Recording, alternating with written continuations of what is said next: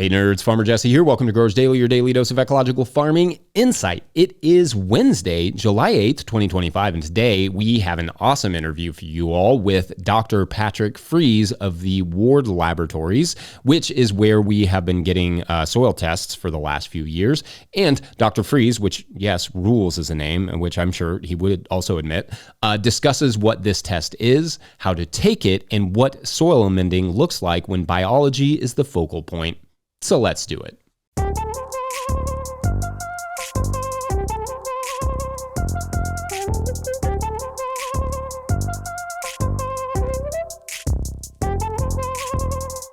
Dr. Patrick Fries, welcome to the show. Thank you, Jesse. It's great to be here. And it's great to have you. I'm super excited about this conversation. I've actually been using the Haney test for a few years, and I'm excited to dig in a little bit on it. So tell us maybe first a little bit about who you are, where you are, and what you do. Yeah, so I'm Patrick Fries, Dr. Patrick Fries. I am the Western Region Outreach Scientist and Research Lead at Ward Laboratories, which is based out of Kearney, Nebraska. I'm located in Reno, Nevada, so I focus on the Western U.S. I was formerly their Director of Research and Development for about 3 years, but then I wanted to move out west again, and so they coordinated with me to come out here and work more with specialty crops and markets and soil health and soil science education. A lot of what I was doing before, even research and development, but mostly focused on the Western U.S. So that's what I'm doing out here. I did my PhD in Washington State University, focusing on soil chemistry, environmental quality mostly, so heavy metals in orchard soils, and then cadmium contamination and rice paddies in Thailand for a year. So I lived in Thailand for a year working on that research.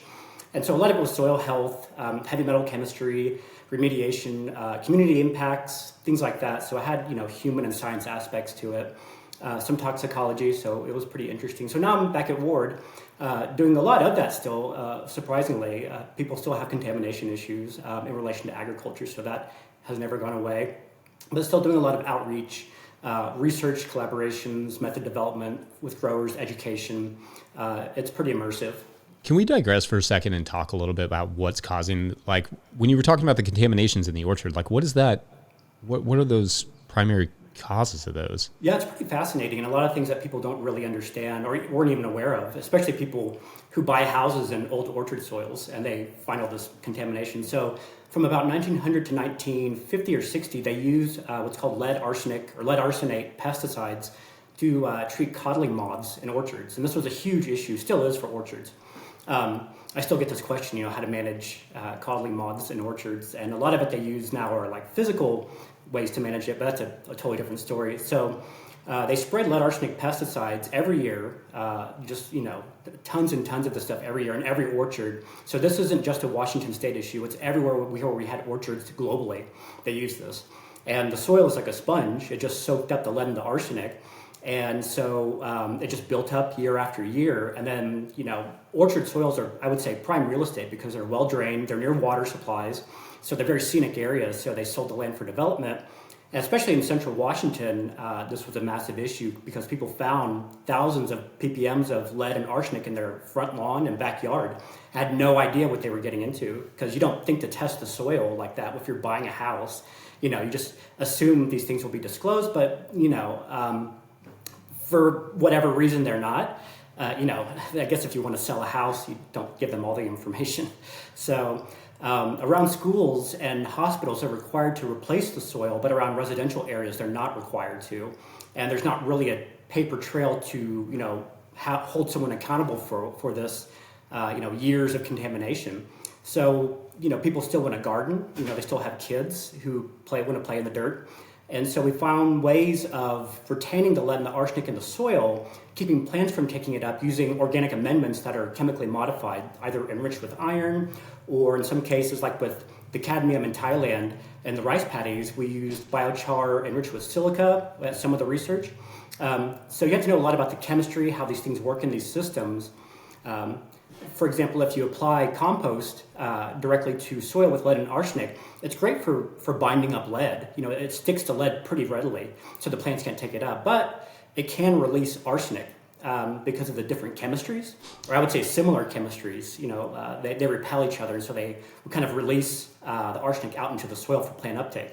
So you have to add iron as like the binding or the bridge that will grab onto the arsenic, while the compost, the organic part, grabs onto the lead. So it's pretty gritty chemistry, but it's a very practical way to reduce plant uptake and human exposure risks with lead and arsenic and cadmium in some cases. Wow, that is fascinating. I definitely feel like there's so much more conversation to be had about, especially when you were talking about the biochar stuff. I know there's probably going to be a lot of interest in that, and maybe that's a conversation we can have another day if you're up for it. Oh, for sure. I wanted, though, for our particular conversation to talk a little bit about the Haney test. Can you tell us a little bit about what it is and maybe a little bit about how it differs from other common soil tests? Yeah, so it is a pretty unique test. So it was developed by Rick Haney, Liz Haney, and two other counterparts at A&M in Texas. And it's a biological soil test. It's been out for a few decades. It's unique in that, in terms of, I guess in comparison to standard fertility tests, which are strict chemistry tests. So you look at your nitrogen, you look at your phosphorus, potassium with specific chemical extracts that we've used for many decades now. They've been vetted in the research. They've been related to yield for certain crops. So if you extract it with, say, ammonium acetate, which is normal for, say, potassium, we relate that extract to a certain amount and then to a certain yield goal. So that has been sort of like tried and true, academically for decades. The Haney test, though, it's strictly a biological test with some chemical components. So it uses respiration, which is soil incubated with water for about 24 hours. And as the microbes interact with the water and come back to life in the incubator, they respire, they breathe, like any organism. And then you measure that breath, and that breath is related to, and that amount of breath is related to an amount of activity. So that's one part of it. That's essentially the engine of the soil. So that really shows you how active it is. Then there's water extractable components, water extractable carbon and nitrogen, which are essentially food sources for those microbes. It's the most, I would say, passive or easy way to pull out something from a soil is with water. So whatever's in the soil, the most active parts are going to be pulled out with the water, and that's what the microbes can essentially access, which is why you use water. And then the third part is something that mimics a root exudate. It's called the H3A extract, which uses low molecular weight organic acids. So citric, oxalic, and malic acid, which are the most common, easy to exude root exudates, most prolific ones. So, and that is supposed to mimic a root exudate. So again, something more passive that, what the plant is pulling out. So it just kind of touches on what is the most active thing going on in the soil system in relation to what the plant can see and what the microbes are doing and accessing. From that, the respiration goes into a calculation with the water extractable components. You get a score, which is essentially, how active is the engine, basically, and that gives you a good proximity in terms of how to manage the system going forward. As it relates to certain cover crops you want to use that are carbon-rich cover crops like grasses, or nitrogen-rich ones like legumes, to kind of balance out that carbon and nitrogen that you're seeing in the water extractable components. Because microbes, they need about 5 parts 5 parts carbon to 1 part nitrogen, or it might be the other way around, to break down one or the other. So you have to have a balance of carbon and nitrogen to make sure that the engine is humming along just fine. Because if you have more of one or the other, the engine's either going to stall or go way too fast. And so you kind of have to level it out to a nice hum. And so if you add in more things, it's like a wood chipper. It just kind of helps break things down really fast so that the plant can keep taking up nutrients. The microbes are still active. And so, that's primarily why it's a biological test and why it's so different from standard fertility tests.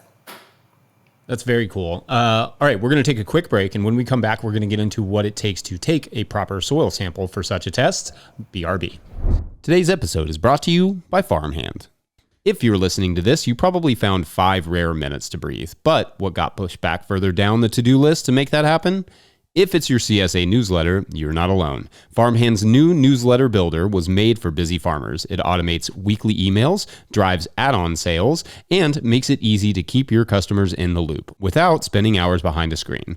It launches this summer, but our listeners can request early access now. Visit farmhand.partners/no-till. That's farmhand.partners/no-till.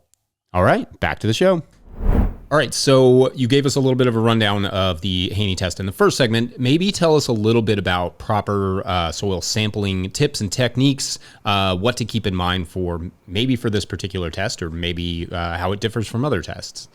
Yeah, so for sampling, for standard fertility sampling, you can do it one of two ways. I guess you can do it many ways, but the standard approach is either post-harvest, so post-fall, to see what's depleted or like what's left in the soil, or pre-planting in the spring. And so you can see what you need to add. Some people add, I guess the larger co-ops or entities like that, they'll add the fertilizers post-harvest. If you have a dry winter, you can kind of get away with that. You don't lose too much of it, but it's typically recommended to apply anything pre-planting to make sure that nothing's lost. Now, this is different in sampling for soil health, from any other soil health test. Haney, PLFA, a lot of carbon testing, is that you do it in the spring whenever the ground has warmed up to about 50 degrees for several weeks. So it's not frozen, the sun's been out, and it does get cold at night still, but you kind of want to see as things are waking up what they're going to be doing. And so normally you sample in the spring pre-planting. I would say several weeks pre-planting, and it really depends on the crop as well. But you can do standard grid sampling or composite sampling as you do with normal fertility tests. So basically, you can take a sample every 2.5 acres or 5 acre grid, depending on the size that you're using. A lot of large growers, I rarely see them using strictly soil health tests for a lot of their fertility because a lot of their stuff is yield based. Now, if they're like organic or regenerative systems, yes, they will do that. I've seen people who do large amounts of grid sampling and using like Haney test or other soil health tests. But you can approach it that way as well.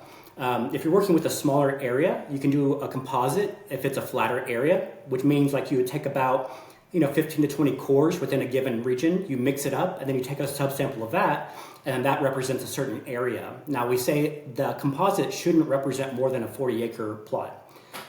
So it really depends on kind of what you're working with, what the area you're working with, the crop, and the topography.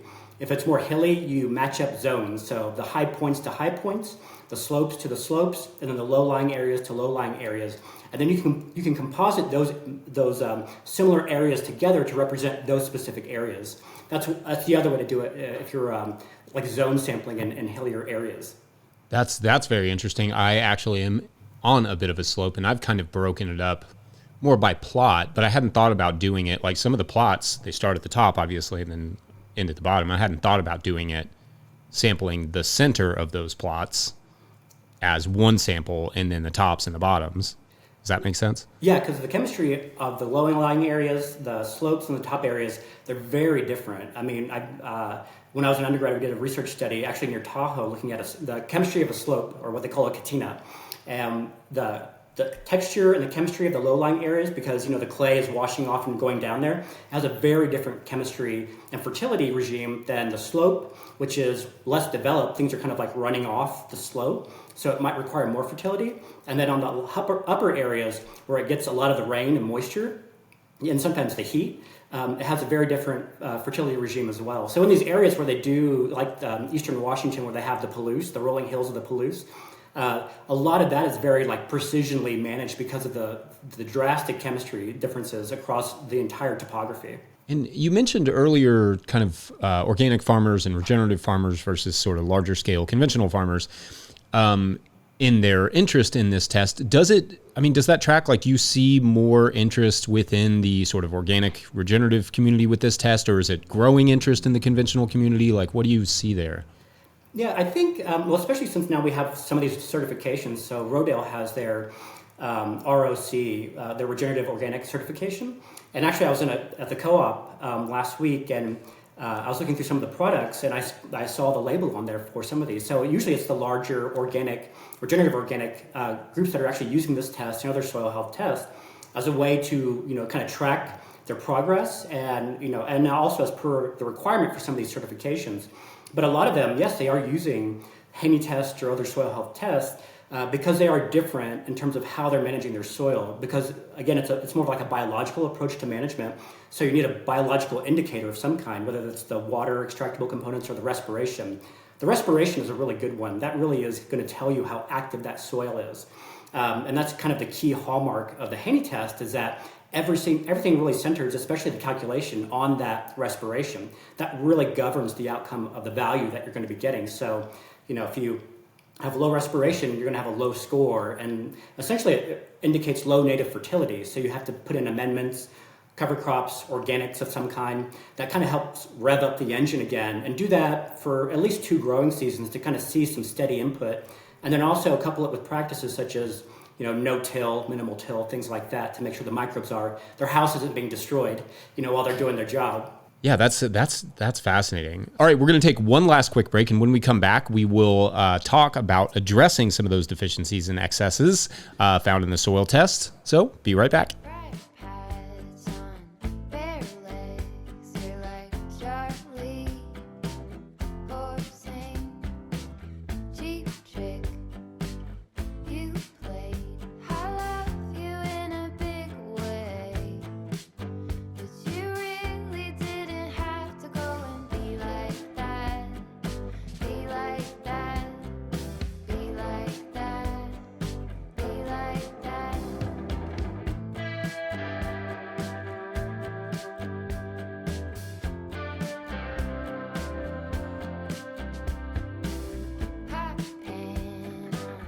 All right, so you talked about taking the test. You talked about what's in the test. Once you have that test and you have maybe some recommendations from Ward Labs, can you talk about suggestions for amendments and amending? How do you recommend farmers go about this, especially in our case, like organic farmers?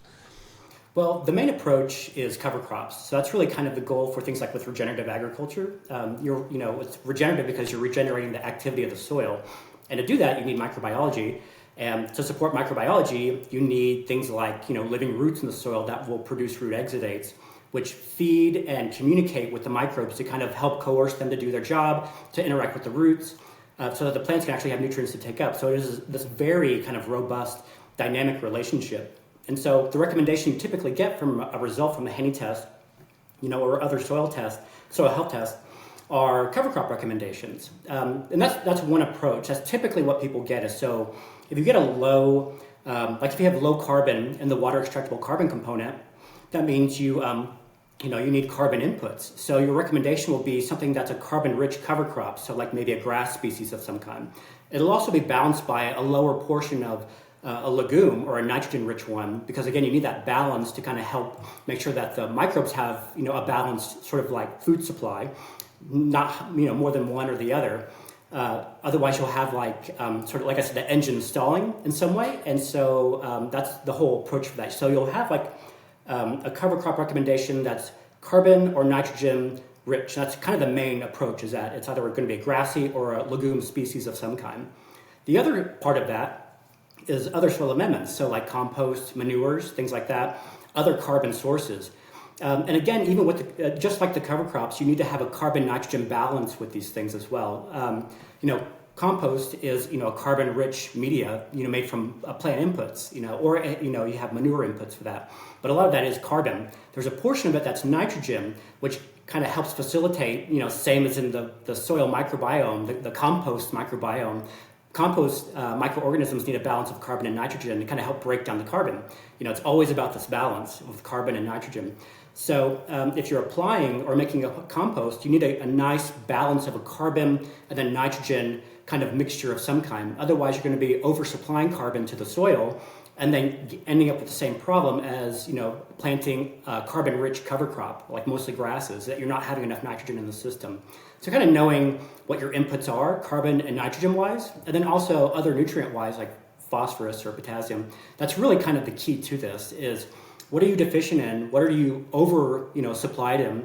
Is it carbon? Is it nitrogen? And that's where you approach from there. Are you going to use it, with a cover crop as your, remedial action, or you're going to use manure? Manure works really well too. It depends on the manure. Chicken manure and sheep manure are the only two manures that you can actually meet your nitrogen recommendation for because they're so, what they call hot. Otherwise, things like cattle manure, they're very carbon rich. So you have to keep that in mind. You have to know that compost and manures aren't all the same. You can't assume that they're split down the middle. You have to know what you're starting with, and you can even get them tested to see what they're made of. Most ward labs will test compost and fertilizers to tell you what's in it, and that's like the most informed thing you can do. But if you're just going to rely on cover crops, you'll get a recommendation that gives you a good percentage, 60% grasses versus 40% legumes, or 80% legumes versus 20% grasses. That's the kind of recommendation you'll get based on your outcome. And you mentioned in the last segment talking about adding any sort of amendments you're going to add pre-planting. And then you just talked about cover crops being like one of the main approaches to addressing these maybe soil deficiencies. Is the cover crop considered the crop pre-planting? Does that make sense? So like if you were going to do a cover crop over the fall, do you recommend putting the amendments down in the fall, cover cropping, and then going into another crop in the spring? Or would it be more like cover cropping over the winter, then adding your amendments, and then going with the actual cash crop? No, actually, the way people normally do it depends on the region and your cropping system. So there's different, so people don't realize how prescriptive cover crops are. You can use them for pretty much any, I would say almost any issue you have agronomically. So for weed control, for compaction, you can add mustards. Mustards will break up a compact layer. So things like that. So there are cover crop species that will grow over winter in many cases. So people will often, so if you do, say, a soil amendment like manure or compost, like post-harvest, it'll sit, it's not going to break down too much over winter, but you can actually plant a winter species of some kind. So it grows over winter and will be pretty much dead, I would say, unless it, rebounds in the spring. But you can also plant into that. So that's typically how they use cover crops, is that you're planting it, you let it grow. About a week before planting, you terminate it or crimp it, then you plant into that. And that cover crop will then act as a fertilizer source as it's breaking down, which is also why you need that really critical balance of nitrogen and carbon to make sure that the microbes will actually break it down and provide food for your crop. You sometimes have to supplement it with other things, like maybe more manure or more compost or other, sometimes synthetic fertilizers if you're still relying on that. That's normally how you approach it, is that I want to use this as a fertilizer source, so I need to plant a more, substantial amount of nitrogen-rich species, crimp it, then plant into it, and the crop will grow and feed off the cover crop as it's breaking down. Yeah, I've seen some research about the importance of actually using cover crops and compost together. And one of the things that I'm thinking about in a region like ours, which is very different from where you are in a drier region there in Nevada, but for us, like if we added compost in the wintertime, we get so much rain that we do risk losing a lot of those amendments. So I guess to drill down a little bit more on that question, is the cover crop going to lock that compost in place better and utilize the nutrients better by doing it in the fall? Or would it, in that case, in a rainy situation, be better to apply it in the spring after the cover crop is already terminated? Yeah, I would say if you're going to be using a cover crop over winter, and if you have a wet winter, you can do it either one of two ways. I'd say if you have a pretty hardy winter cover crop, it should stabilize the soil enough to where there's not a lot of runoff. Because typically what you do whenever you have a cover crop is you're putting a lot of these little pipes in the ground basically with the roots. And so that helps channel water into the ground. So then it's not running off and carrying off things like an amendment of some kind. So that will help stabilize and help with infiltration. Then also the breakdown of that material and kind of pushing it down into the soil profile for further breakdown and consumption by the plant. So I would say you could do it that way. If you have a really wet winter, you could just get away with planting the cover crop and then pre-planting apply the amendment to kind of really ensure that it's going to stay there and break down continually. Now, if you have low native fertility, I would say if you're just starting out, more is probably better. So meaning that you can apply it over winter and then probably apply more pre-planting in conjunction with cover crops. Because normally, and I've seen this with people's reports, if they inherit or acquire land that they don't have a lot of site history on, but it looks like pretty poor soil, it takes a lot of work to kind of get it up to some sort of level that you're having to put less and less into the system, and the system's sort of like self-maintaining with minimal amount of effort. But initially, you have to kind of pump some things into the system. So carbon, nitrogen, manures, cover crops, things like that. And that usually takes about, I would say, 1 to 2 growing seasons to see something really substantial in terms of the change in the system. But if everything's up and running, you could just get away with doing a cover crop over winter and then the amendment pre-planting. In terms of like, so let's say you get a soil test back and it does have a high respiration rate, like it gets a high score, the more likely recommendation in that case is probably going to be a cover crop rather than a series of amendments. Is that kind of how it sort of works on the spectrum? Yeah, because basically at that point you're looking at, again, the engine of the system. It's humming along really well. Now you get into an issue if you have really high respiration, because they do need the carbon as a food source, that you could be limiting the carbon in the system. So you have to keep an eye on that. Make sure that you have probably a little bit higher portion of like a grass species versus legumes. So you could do like 60-40 to make sure that the extra carbon's coming in, but there's also the complement of the nitrogen to help them break it down, to help facilitate that breakdown.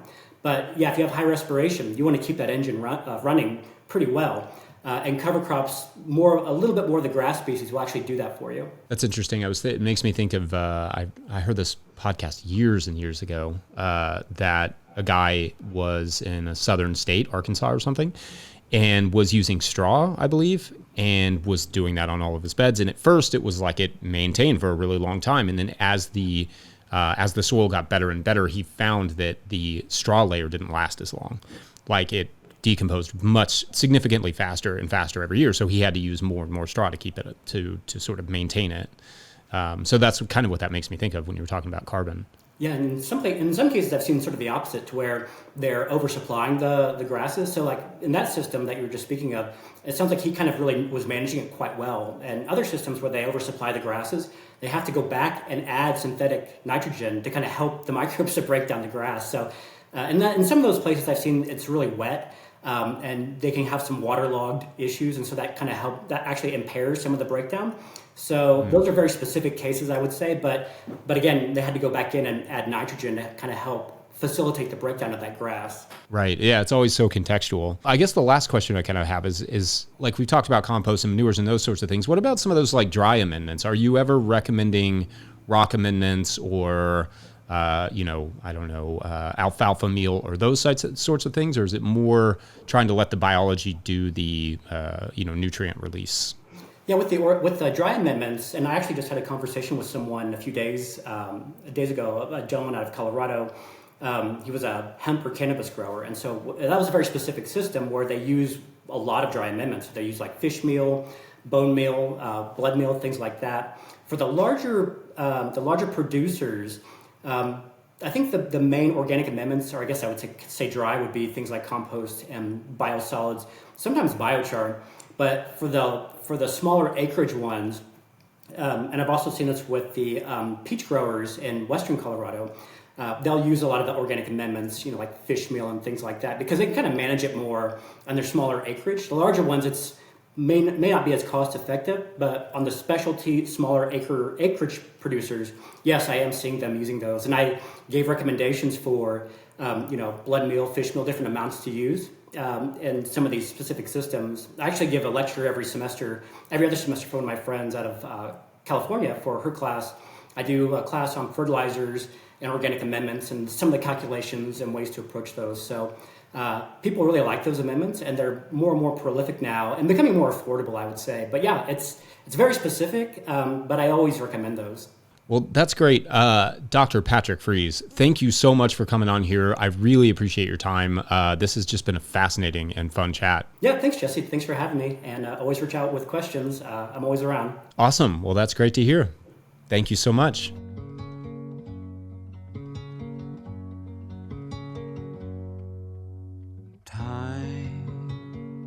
Undivided moves in circles, trapped like a wave.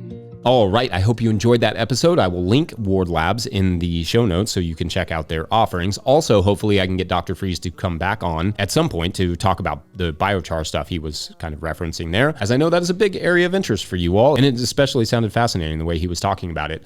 Don't forget, No-Till Growers is now officially a nonprofit 501c3, so donations that, well, they're tax deductible and greatly appreciated. Please make sure to like and or subscribe and or follow wherever you're getting this podcast. That's an easy way to help us out. Enormous thank you to all of our show sponsors. And if you'd ever like to sponsor this show, you can reach out to Farmer Michelle at notillgrowers.com. Huge shouts to Willie Breeding for the theme music, Mike Hilbert for the production help and editing, and the team at No-Till Growers. Also, shouts to Epidemic Sound for the background music that you can hear. Pick up a copy of my book, The Living Soil Handbook, at no-tillgrowers.com to support our work. Big thank you to everyone over at patreon.com/no-tillgrowers, where at a certain level, or if you just bump up from one level to another, or you sign up in the month of July, and there's only a few days left, like 20 something, you get a shout out on the show. So big shout outs today to Kyle Richardville, Patrick Weaver, Alex and Oliver, Bill King, and Chris Yates. All right, so as you will remember, our young man with his microscope discovered a microscopic dragon swimming around in the waters from the pond behind his house. Dragons, which exist in cultures all over the world and have for millennia, were not supposed to be real. But by golly, that is exactly what this little boy was looking at. Perhaps, he thought somewhat astutely, it wasn't that dragons didn't exist anymore, it's that the art of raising them had been forgotten. Not that he had any idea how to raise one either, but he decided to try. Now, he had a somewhat clever system of keeping track of this micro dragon that is proprietary now, so sorry, I can't really describe it. But even after just a couple of days, this dragon had doubled in size. So every morning he started to refresh the water in his tiny tank, and every day the dragon doubled in size until at first all he could see was a small little line in the water. And then after a while, he looked, and what looked like a very tiny fish. His mom kept saying all the while, "Oh, that's great," when he would tell her that he was raising a dragon, assuming he was just raising a fish maybe. But soon it would be undeniable. And that is for tomorrow on The Curious Case of the Pond Dragon. Turns out Waterworld, that one didn't work. Anyway, thanks for watching and/or listening. We will see you then.